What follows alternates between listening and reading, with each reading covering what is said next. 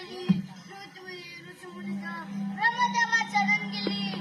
ब्रह्मदेव म्हणाले, भक्तो थांबा, देवकीच्या पोटी आठोबा जन्माले.